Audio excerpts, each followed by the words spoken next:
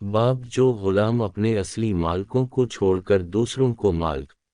بنائے ان سے موالات کرے، اس کے گناہ کا بیان۔ 6755 ہم سے قتیبہ بن سعید نے بیان کیا، کہا ہم سے جریر نے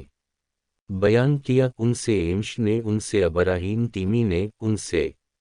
ان کے والد نے بیان کیا کہ حضرت علی رضی اللہ عنہ نے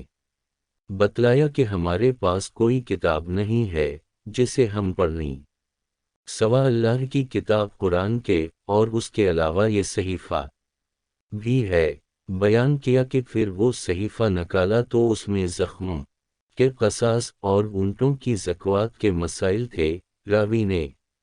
بیان کیا کہ اس میں یہ بھی تھا کہ عیر سے سور تک مدینہ حرم ہے، جس نے اس دین میں کوئی نئی بات پیدا کی یا نئی بات کرنے والے کو پناہ دی تو اس پر اللہ اور فرشتوں اور انسانوں سب کی لعنت ہے، اور قیامت کے دن اس کا کوئی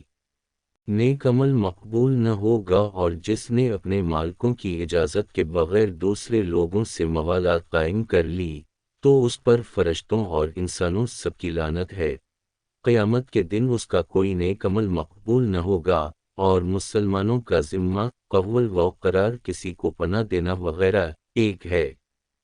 ایک ادنی مسلمان کے پناہ دینے کو بھی قائم رکھنے کی کوشش کی جائے گی،